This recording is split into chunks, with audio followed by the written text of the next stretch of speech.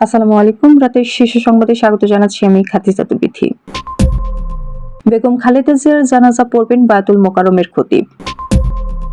দেশের মানুষই ছিল তার পরিবার অস্তিত্ব, মাকে নিয়ে তারেক রহমানের পোস্ট। বেগম খালেদা জিয়াকে শ্রদ্ধা জানাতে আসছেন ভারত, পাকিস্তান, নেপাল ও ভুটানের পররাষ্ট্রমন্ত্রী। বেগম খালেদা জিয়ার মৃত্যুতে শোক জানাতে শোক বইয়ের স্বাক্ষর করেছেন কূটনীতিকরা। বিএনপির গুলশান ও নয়াপল্টনে কালো পতাকা, দলীয় পতাকা অর্ধনমিত। ৫১টি দল মনোনয়ন জমা দিয়েছে ইসি। ৪৬তম বিসিএস এর মৌখিক পরীক্ষা স্থগিত। ২রা জানুয়ারি প্রাথমিক শিক্ষক নিয়োগ পরীক্ষা স্থগিত। রুমিন ফারহানা সহ ৯ নেতাকে বিএনপি থেকে বহিষ্কার। ১ জানুয়ারি শুরু হচ্ছে না বাণিজ্য মেলা। পঞ্চগড়ে বৃষ্টির মতো ঝরছে কুয়াশা, টানা ৩ দিন সূর্যের দেখা নেই। পশ্চিমবঙ্গে বিজেপি সরকার গঠনের ডাক অমিত শাহের। শুনছিলেন সুনাম, এবার বিস্তারিত। বিএনপির মহাসচিব মির্জা ফখরুল ইসলাম আলমগীর বলেছেন, বিএনপি চেয়ারপারসন বেগম খালেদা জিয়ার নামাজে জানাজা বুধবার দুপুর ২টায় জাতীয় সংসদের দক্ষিণ প্লাজায় অনুষ্ঠিত হবে।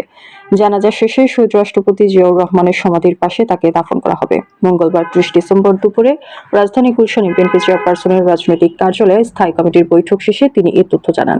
তিনি জানান, বেগম খালেদা জিয়ার জানাজা পড়াবেন বায়তুল মোকাররমের খতিব আব্দুল মালেক। সবাইকে সুশৃঙ্খলভাবে জানাজায় অংশগ্রহণ করার আহ্বান জানান তিনি। শোককে শক্তিতে পরিণত করে জাতীয়তাবাদী দলকে অপ্রতিরোধ করারও আহ্বান জানিয়েছেন। সাবেক প্রধানমন্ত্রী ও বিএনপির প্রয়াত চেয়ারপারসন বেগম খালেদা জিয়ার জন্য সবার কাছে দোয়া চেয়েছেন তার বড় ছেলে বিএনপির ভারপ্রাপ্ত চেয়ারম্যান তারেক রহমান। তিনি বলেন, দেশের জন্য তিনি হারিয়েছেন স্বামী, হারিয়েছেন সন্তান। তাই এই দেশের মানুষই ছিল তার পরিবার, তার সত্তা, তার অস্তিত্ব। মঙ্গলবার দুপুর ২টায় নিজের ভেরিফাইড ফেসবুক পেজে এক পোস্টে তিনি এসব কথা বলেন। তারেক রহমান লিখেছেন, আমার মা বিএনপি চেয়ারপারসন বেগম খালেদা জিয়া সর্বশক্তিমান আল্লাহর ডাকে সাড়া দিয়ে আজ আমাদের ছেড়ে চলে গেছেন। ইন্না লিল্লাহি ওয়া ইন্না ইলাইহি রাজিউন। তিনি বলেন, অনেকের কাছে তিনি ছিলেন দেশনেত্রী, আপসীম নেত্রী, অনেকের কাছে গণতন্ত্রের মা, বাংলাদেশের মা। আজ দেশ গভীরভাবে শোকাহত এমন একজন পথপ্রদর্শককে হারিয়ে যিনি দেশের গণতান্ত্রিক পথযাত্রায় অনিঃশেষ ভূমিকা রেখেছেন।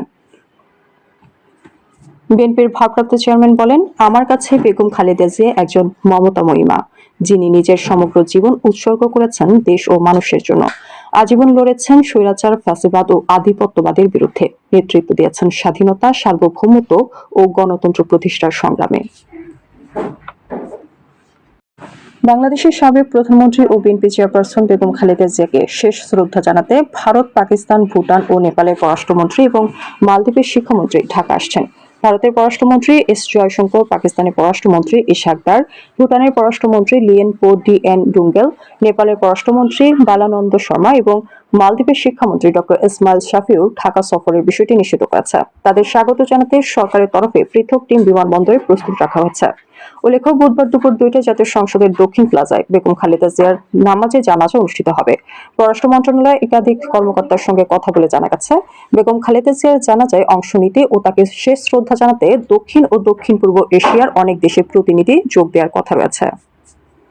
সাবেক প্রধানমন্ত্রী ও বিএনপি চেয়ারপারসন বেগম খালেদা জিয়ার মৃত্যুতে গভীর শোক ও সমবেদনা জানাতে বিভিন্ন দেশের রাষ্ট্রদূত এবং হাই কমিশনাররা শোক বইয়ে স্বাক্ষর করেছেন। মঙ্গলবার ৩০ ডিসেম্বর বেগম খালেদা জিয়ার মৃত্যুর পর শোক বই খোলা হলে বিভিন্ন দেশের প্রতিনিধিরা এতে স্বাক্ষর করেন। চীনের রাষ্ট্রদূত ইয়াং ওয়েন শোক বইয়ে প্রথম স্বাক্ষর করেন। এছাড়াও পাকিস্তান, নেদারল্যান্ডস, ভারত, পাকিস্তান ও সুইজারল্যান্ডের প্রতিনিধিরা রয়েছেন। বিএনপি নির্বাহী কমিটির সদস্য তাবিথ আউয়াল এই তথ্য নিশ্চিত করেছেন। বিএনপি মিডিয়া সেলের সদস্য শাহরুল কবির খান জানিয়েছেন, চীন, Australia, Switzerland, Sweden, Iran, Japan, Saudi Arab, Pakistan, Bharat, Thailand, ফিলিস্তিন সহ ১৬টির বেশি দেশের প্রতিনিধি ম্যাডাম খালেদা জিয়ার শোক বইয়ে স্বাক্ষর করে গেছেন। এটি চলমান রয়েছে। অন্যান্য দেশের প্রতিনিধিরাও আসছেন।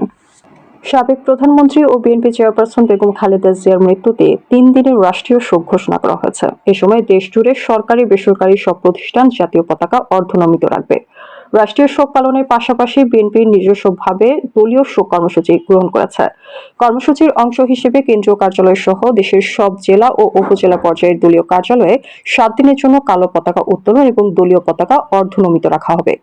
এরই মধ্যে মঙ্গলবার দুপুর থেকে রাজধানীর গুলশানে বিএনপি চেয়ারপারসনের রাজনৈতিক কার্যালয় এবং নয়াপল্টনের কেন্দ্রীয় কার্যালয়ে কালো পতাকা উত্তোলন করা হয়েছে। পাশাপাশি জাতীয় ও দলীয় পতাকা অর্ধনমিত রাখা হয়েছে।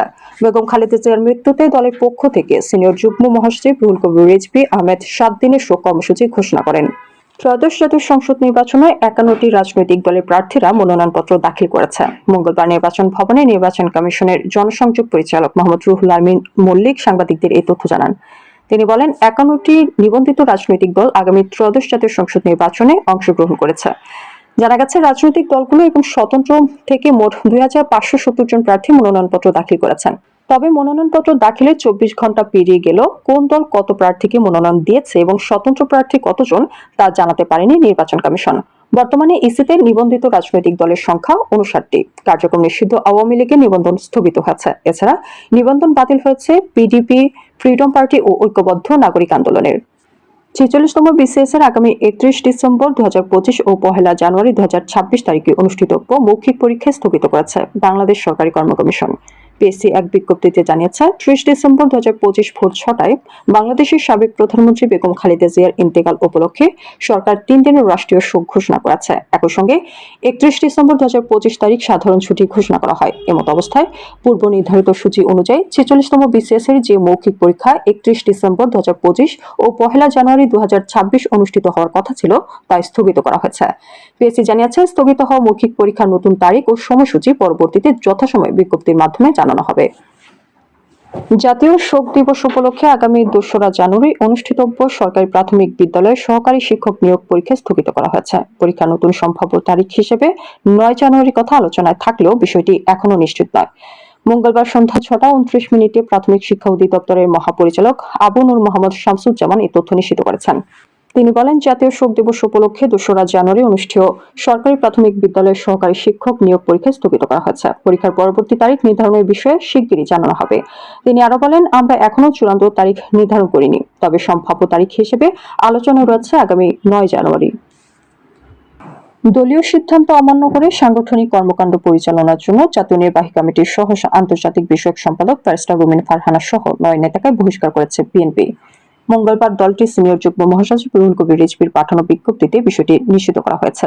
এতে বলা হয়, দলীয় সিদ্ধান্ত অমান্য করে সাংগঠনিক কর্মকাণ্ড পরিচালনার জন্য জাতীয় নির্বাহী কমিটির সহ আন্তর্জাতিক বিষয়ক সম্পাদক ব্যারিস্টার রুমিন ফারহানা, জাতীয় নির্বাহী কমিটির সদস্য মোহাম্মদ গিয়াসউদ্দিন, মোহাম্মদ শাহ আলম, হাসান মামুন, আব্দুল খালেক, কেন্দ্রীয় ছাত্রদলের সাবেক সহসভাপতি ও বাংলাদেশ হিন্দু বৌদ্ধ খ্রিস্টান কল্যাণ ফ্রন্টের মহাসচিব তরুণ দে, ঢাকা মহানগর উত্তর বিএনপির সাবেক আহ্বায়ক সাইফুল আলম নীরব, সিলেট জেলা বিএনপির সহসভাপতি মামুনুর রশিদ ও বাঞ্ছারাম উপজেলা বিএনপির সভাপতি মেহেদী হাসান পলাশকে বাংলাদেশ জাতীয়তাবাদী দল বিএনপির প্রাথমিক সদস্য সহ সকল পর্যায়ের পদ থেকে বহিষ্কার করা হলো। এই নেতাদের বাংলাদেশ জাতীয়তাবাদী দলের প্রাথমিক সদস্য সহ সকল পর্যায়ের পদ থেকে বহিষ্কার করা হয়েছে বলে বিজ্ঞপ্তিতে উল্লেখ করা হয়। আগামী 1 জানুয়ারি শুরু হচ্ছে না 30তম ঢাকা আন্তর্জাতিক বাণিজ্য মেলা। এদিন পূর্বাঞ্চলে বাংলাদেশ চায়না ফ্রেন্ডশিপ এক্সিবিশন সেন্টারে ওই মেলা উদ্বোধন করার কথা ছিল প্রধান উপদেষ্টা ডক্টর মোহাম্মদ ইউনূসের। তবে সাবেক প্রধানমন্ত্রী ও বিএনপি চেয়ারপারসন বেগম খালেদা জিয়ার মৃত্যুতে 3 দিনের রাষ্ট্রীয় শোকের মধ্যে এই মেলার আনুষ্ঠানিক উদ্বোধন কার্যক্রম হবে না বলে জানা গেছে বাণিজ্য মন্ত্রণালয় সূত্রে। বাণিজ্য মন্ত্রণালয় বলছে, মেলার উদ্বোধন কার্যক্রম স্থগিত করার সিদ্ধান্ত নেওয়া হয়েছে। তবে মেলা কবে শুরু হবে সে বিষয়ে এখনো সুনির্দিষ্ট কোনো সিদ্ধান্ত হয়নি। তবে 3রা জানুয়ারি উদ্বোধন করার জন্য চেষ্টা করা হচ্ছে। পঞ্চগড়ে বৃষ্টির মতো ঝরছে কুয়াশা। টানা 3 দিন ধরে সূর্যের দেখা মেলেনি জেলায়। কনকনে শীতের সঙ্গে উচ্চ আর্দ্রতা যোগ হয়ে জনজীবন ক্রমেই বিপর্যস্ত হয়ে উঠছে। সবচেয়ে বেশি ভোগান্তিতে পড়েছে খেটে খাওয়া মানুষ, যানবাহন চালক, শিশু ও বয়স্করা। মঙ্গলবার বিকেল 3টায় দিনের সর্বোচ্চ তাপমাত্রা রেকর্ড করা হয় মাত্র 14.4 ডিগ্রি সেলসিয়াস। এর আগে সকাল 9টায় তেঁতুলিয়া আবহাওয়া পর্যবেক্ষণ কেন্দ্রের সর্বনিম্ন তাপমাত্রা রেকর্ড করা হয়েছে 12.2 ডিগ্রি সেলসিয়াস। এই সময় বাতাসের আর্দ্রতা ছিল 96% এবং বাতাসের গতিবেগ ছিল ঘন্টায় 8 থেকে 10 কিলোমিটার। সকাল থেকে সন্ধ্যা পর্যন্ত সূর্যের দেখা না মেলায় এবং বৃষ্টির মতো শিশির ঝরতে থাকায় শীতের তীব্রতা আরো বেড়েছে। কুয়াশা না থাকলেও উচ্চ আর্দ্রতার কারণে শরীর ভিজে যাচ্ছে। 2026 সালের পশ্চিমবঙ্গ বিধানসভা নির্বাচনকে সামনে রেখে তৃণমূল কংগ্রেস সরকারের বিরুদ্ধে তীব্র ভাষায় আক্রমণ করলেন ভারতের কেন্দ্রীয় স্বরাষ্ট্রমন্ত্রী অমিত শাহ।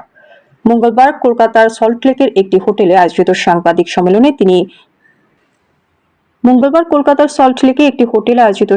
সম্মেলনে তিনি বলেন, ভয়, দুর্নীতি ও অনুপ্রবেশের রাজনীতির কারণে পশ্চিমবঙ্গের উন্নয়ন থমকে গেছে। এই পরিস্থিতি বদলাতে বিজেপিকেই ক্ষমতায় আনতে হবে। সাংবাদিক সম্মেলনের শুরুতে ৩০ ডিসেম্বরের ঐতিহাসিক তাৎপর্য তুলে ধরে অমিত শাহ বলেন, ১৯৪৩ সালের এই দিনে নেতাজি সুভাষচন্দ্র বসু পোর্ট ব্লেয়ারে আজাদ হিন্দ বাহিনীর পতাকা উত্তোলন করেছিলেন। সেই স্বাধীনতার চেতনা থেকেই বিজেপি বাংলার ভবিষ্যৎ গড়ার সংকল্প নিয়েছে বলে দাবি করেন তিনি। আমাদের আগামীকাল দুপুরের সংবাদ দেখার আমন্ত্রণ জানিয়ে এখনকার মতো বিদায় নিচ্ছি। দর্শক, ভিডিওটি শেষ পর্যন্ত দেখার জন্য আপনাকে অসংখ্য ধন্যবাদ। নিত্য নতুন সংবাদ পেতে আমাদের ইউটিউব চ্যানেল সাবস্ক্রাইব করুন ও নিয়মিত নোটিফিকেশন পেতে বেল বাটনটি ক্লিক করুন এবং আমাদের ফেসবুক পেজটি লাইক করুন। এছাড়াও আমাদের ভিডিওতে লাইক দিয়ে শেয়ার করুন। আল্লাহ হাফেজ।